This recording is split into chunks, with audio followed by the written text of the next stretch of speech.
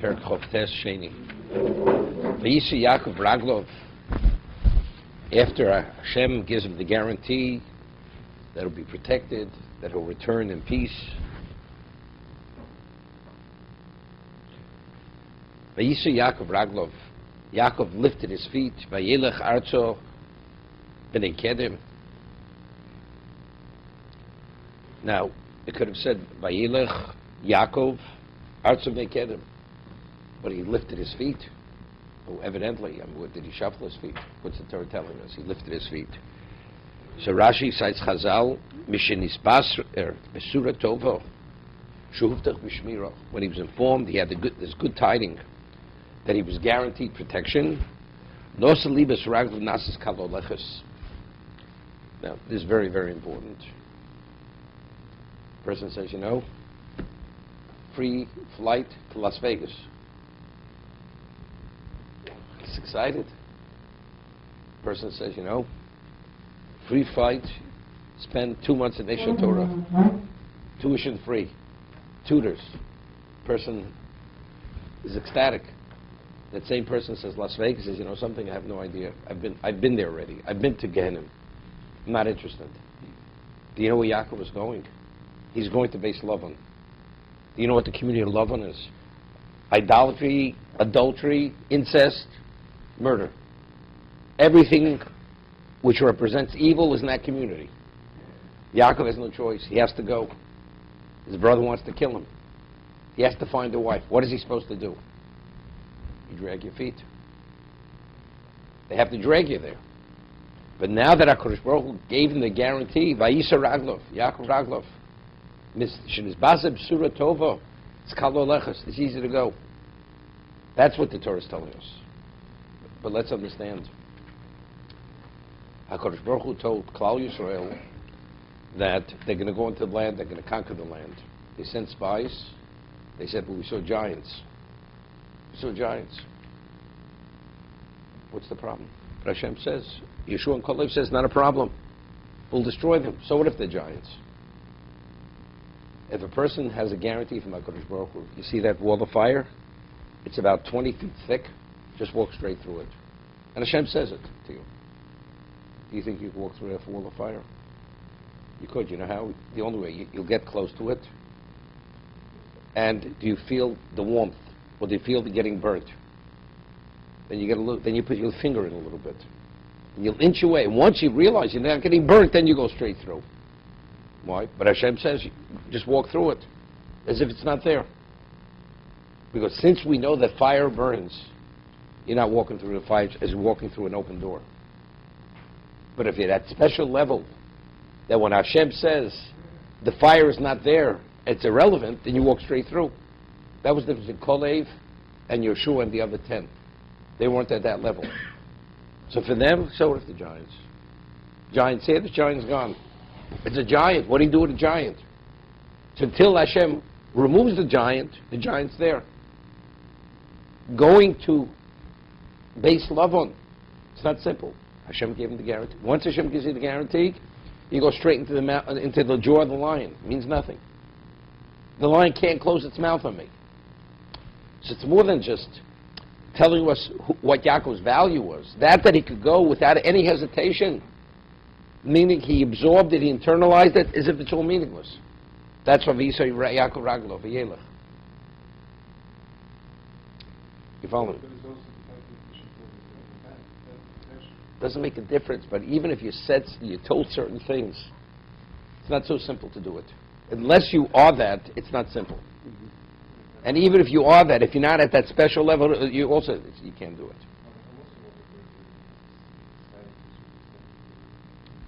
Kate is a separate situation. Vayashkem Ever Babokim. In the Rishon, in the first Aliyah, so we understand that... it's called Kohen. If there's no Kohen, it's Rishon. Okay. That the angels going up and the angels going down. Sometimes it's darshan that these are the angels that protected them, and now it needed angels to leave the country. These are special angels to protect them outside the country.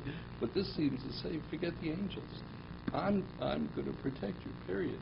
So doesn't it, in some ways, cast doubt on the way we're interpreting the first one. It's Hashem is going to do it, not the angels.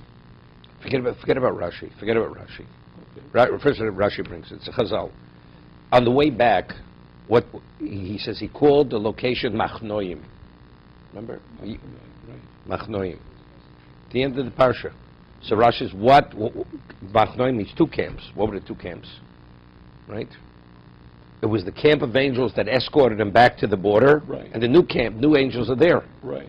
See, the angels are there. So how do you understand the Gemara, the pasuk? So I'm asking. Forget about Rashi. Some interpret. It's not some interpret. It's explicit in the text. But here it says Hashem says. When Hashem says, "What's I?" First, who said I is who's the angel? The angel is God's agent.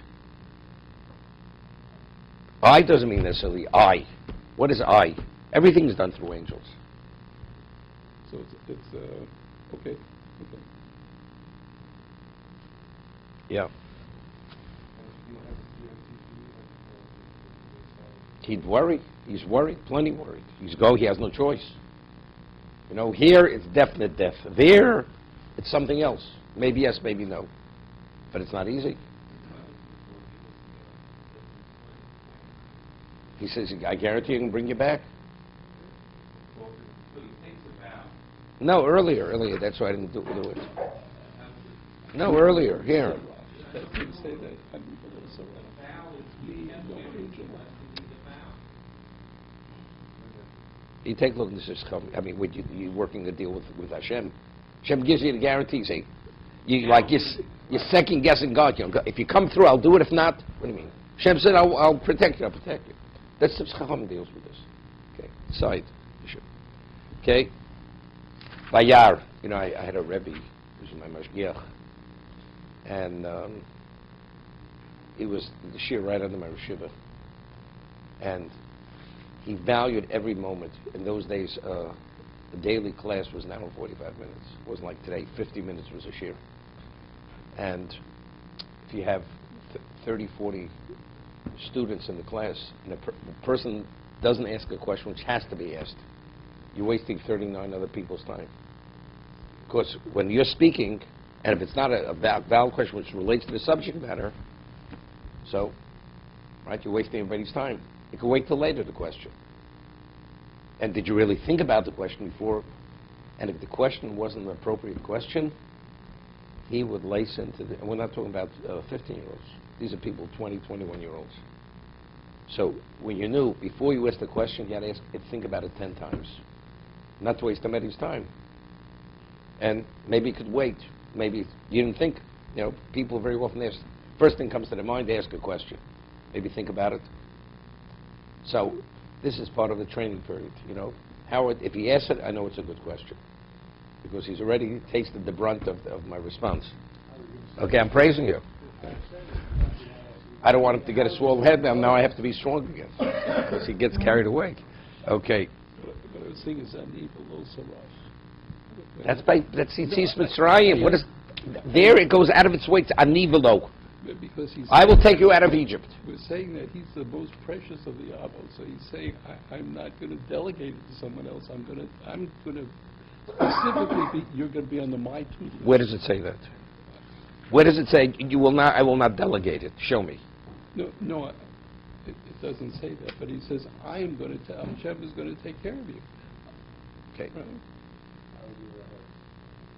This is pre-Dishmal Tzari. You can imagine tomorrow afterwards what we're going to hear. Throw me out the window. Or no. Okay, Vayar. David, you deal with this tomorrow.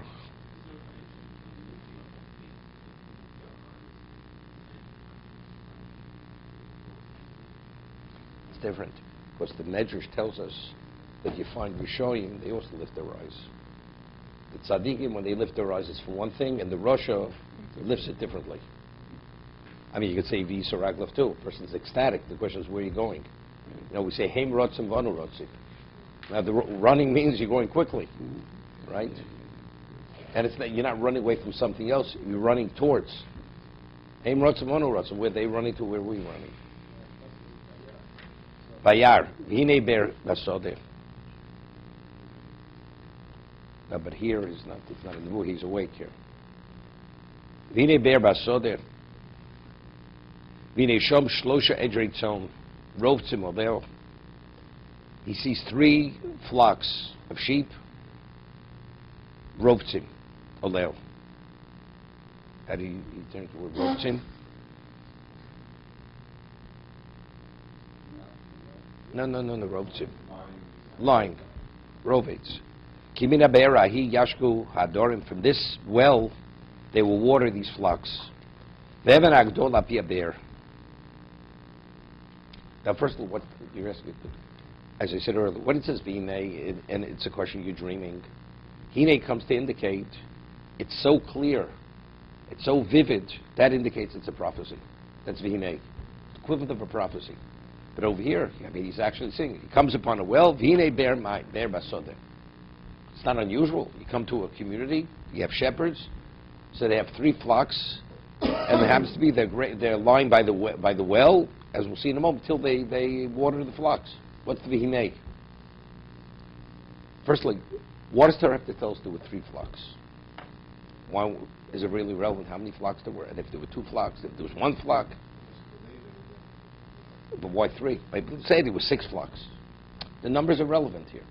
So the Medrash tells us, when Yaakov saw this, these were all allusions to something. These are simonim. The 3 flocks are referring to the Shalosh Regalim, to the 3 festivals. The water is Torah. Everything is a symbolism. When Yaakov saw the world, nothing is coincidental. Why all of a sudden do I see this? So the V'hine indicates everything itself is clear and communicating something else. That's V'hine. V'nesvu shom kol adorim, and all the flocks gathered there. V'golu v'se'even malpi aber, v'ishkot son, the shepherds would get together, and they would roll this very large stone from the mouth of the well. V'yeshivu v'se'even malpi aber l'mkov, and then, when they finished watering their flocks, they would take this large boulder together and they put it back on the mouth of the well. What? It would evaporate, so something could fall in there. Maybe they didn't want animals drinking from the well. Yeah. Okay. When we study Jewish history, you read the commentary in the book. Okay. Yashko Adorim. Okay. Mashkim rois Adorim v'mikra diber b'loshin tzoro. What do you mean? Yashku. Who? Say the shepherds water the flocks. V'nesvu regilim hoyu le'eosav lisho hoyso heaven gedolo v'golu v'golim. What does it mean to roll? When you roll a stone. Roll a stone. It's too heavy to pick up, so you have to roll it. You roll it on top and you roll it off. But even if it's a large, one person can't roll it. V'targumo u'megandrin. In Aramaic, megandrin means to roll. Koloshno v'shtan loshin. Loshnova fisha. Okay. They shivte mativin and they put it back. Vayomer lehem Yaakov achai me'enaten. Yaakov meets them. He says, "My brothers, from where are you?" V'yomer Choron anoch. Come from Choron. Vayomer lehem hayadatim es Lovan ben Nochor. Do you know Lovan ben Nochor? Evidently, there was more than one Lovan, right? We're talking about why was he called Lovan? You know, person's an albino. They call him A. Whitey. Lovan was an albino. Why do you call him Lovan? This man was as black could be, but he behaved like he was lily white. That's Lovan. Well, evidently, there was more than one Lovan in this community. It was a community. So this was Lovan ben Nochor. This is that Lovan. Okay. But Yomru, Yodonu, they say definitely we know him. Yodonu. Vayomru lem hashalom lo. Is everything okay with him? Is he in peace? Vayomru shalom. Vini rochel bito ba'och imatzon. Rochel, his daughter, is coming with the sheep. So again, a person has children, sons. You send your daughter to be the shepherdess. Right? Even in those days, they protected their daughters. More modest, the person has no choice, he sends your daughter. Base. If it's the latter letter, it means in the present, she's coming. If it be ba'o, it means she's already come. Harishon loshen oseh, hashen loshen ososo. V'yomer, he says to them, Heina on hayom godol loeis heyosef hamikneh. Yaakov didn't understand this. Why are they sitting around the well? Are they wasting time? Then is the day over? He says, now's not the time to bring the flocks back. The day is yet long. Hashku atzon l'churu. Why don't you just water the sheep and go graze with them? He thought, that they were ending the day. You paid for a daily shepherd. You're shortchanging your employer. That's something. In America, they call this mind your own business. You're mixing somebody else's business here. He's giving a musar. What's the answer? Titen emes liyakov. A person whose attribute is truth, it's irrelevant. You see something and there's a basis to be concerned they're doing the wrong thing, you have to tell them they're doing the wrong thing. He's not saying they're doing the wrong thing. He says there's so much time left. You're just wasting time. Is there time to graze? Rashi henium godel if you shirosam rovtzim kusov shirosam lesov hamnitna boiso lo yirod. Thought they bring the sheep back. And they're not going to graze the sheep. Amalem henium godel klomrim schir matem. He says if you're daily employees, you're being paid for the day. Lo shlamte pulas hayom. You didn't complete your task for the day. You're being paid for the day. You have to give the employer a day's worth of work. And if it's your own flocks, aval pikein. And if it's your own flocks, nevertheless, lo Vayeitzei osav nikneh. You're not doing the right thing for yourselves. So either way, he's telling them. So they answered, "V'yomro lo nuchalad asher yosu kaladorim." It's not possible. We're not able to water the sheep until all the flocks gather. V'godlos evim al pi haver, and they'll roll the stone from the mouth of the well.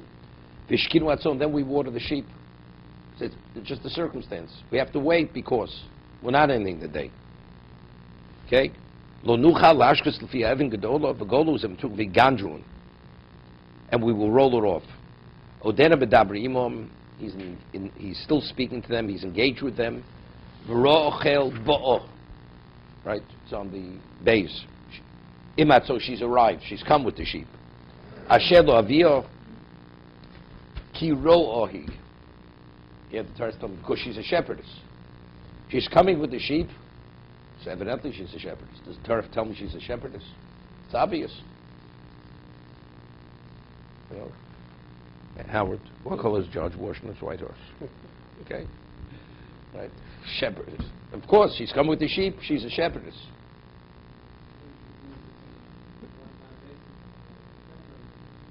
Good. So evidently that must be it. It's not, she's filling in for someone over here. She is. That's what she is. Yeah. But the question is, it's unheard of. A woman should be a shepherdess. The answer is, Lavan had no choice. He had no sons. It was late to bring out, because later, only because Yaakov had come to his home, all kinds of bracha came to him. He had no sons because Yaakov came. He merited to have sons. These are the ones later who wanted to kill him. But it was in his merit that he had sons. The wealth came because of Yaakov. Everything Lavan had positive was because of Yaakov's being there. So that's what Torah's point of Kiroi. At this moment, there were no sons.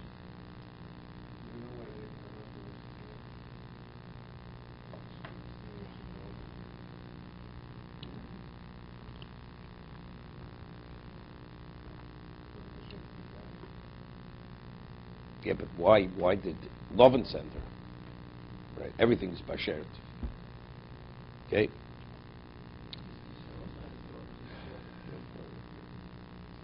He had no sons. Yeah, I understand that. But the Torah doesn't have. Here, Torah is going because she is a shepherdess. That's Torah is emphasizing that point.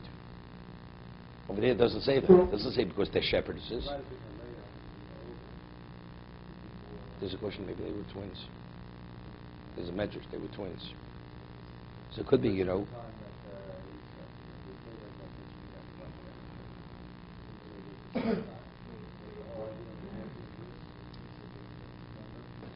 Kate was Yitzhak. I mentioned this week, I know maybe you walked out early, that Lavan had no children at all, no children. When Yitzchak said to Yaakov, you will go to your uncle and take a wife, at that moment, they conceived. His wife's conceived. And Yaakov spent 14 years in Shem Bever. So till he arrived, they were ready to marry. No, even they weren't. Everybody was just a few years apart. There wasn't a great age difference between the two of them. But again, it could be, and it says, because Enei Rakos, Lavan may have seen his daughter, she was crying all day. So she wasn't, she may have been emotionally, she was distraught. Vayikashero Yaakov es Rochel bas Lavan, achi imo.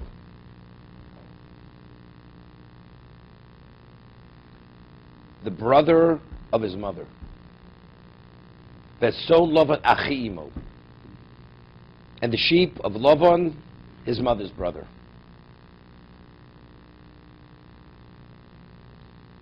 Now, what does it have to reiterating, re-emphasizing? She saw Rochel bas Lavan achi imo. When you see a man like Lavan, he should have cringed. Yaakov, being who he is and who Lavan is, should have cringed over here. What he represents. So what is the saving grace of Lavan? Achi imo. That's the saving grace. In this black cloud, there's a silver lining. Therefore, Rochel is the niece of his mother. That tells, because otherwise, Rochel. Who is Rochel?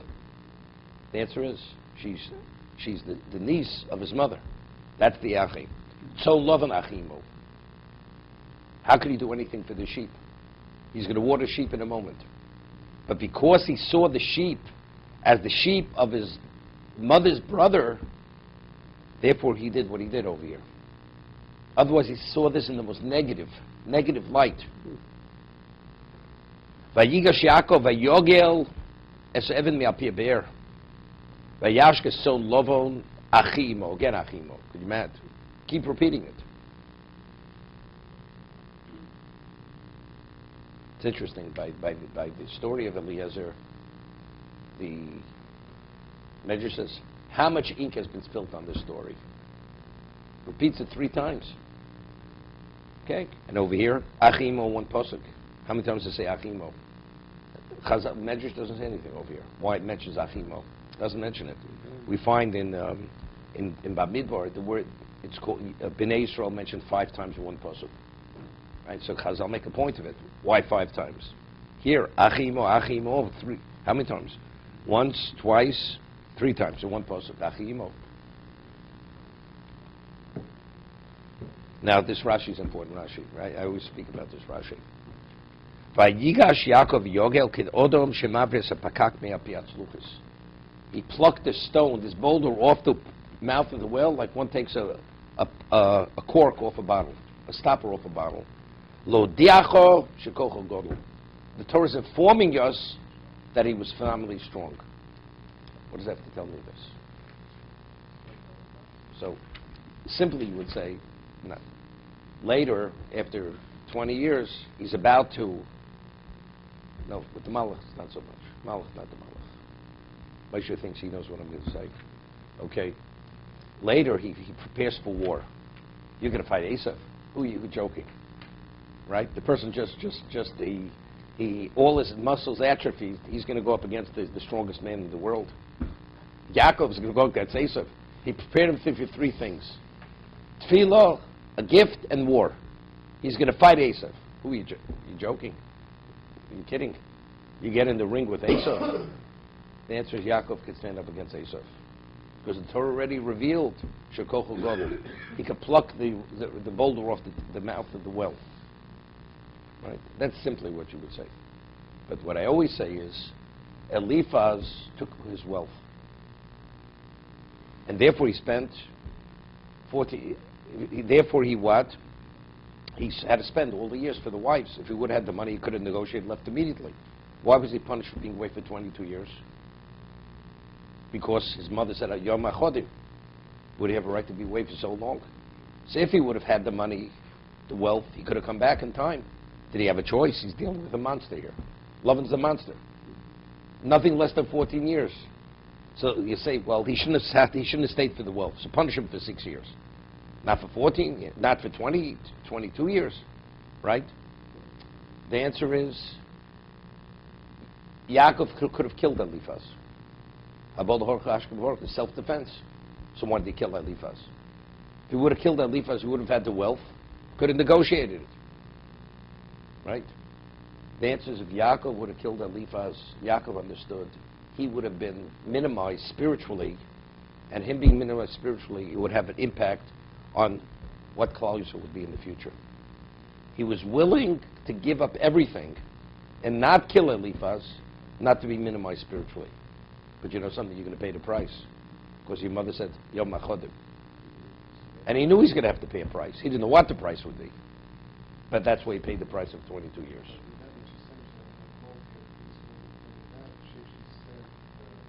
Whatever, but he couldn't come back. He couldn't come back. He had to work the years.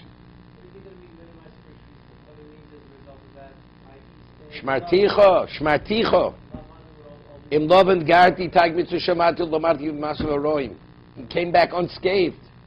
Spiritually, he wasn't worried about that. Hashem says, Shmarticha. God says, I give guarantee you're not going to be affected whatsoever.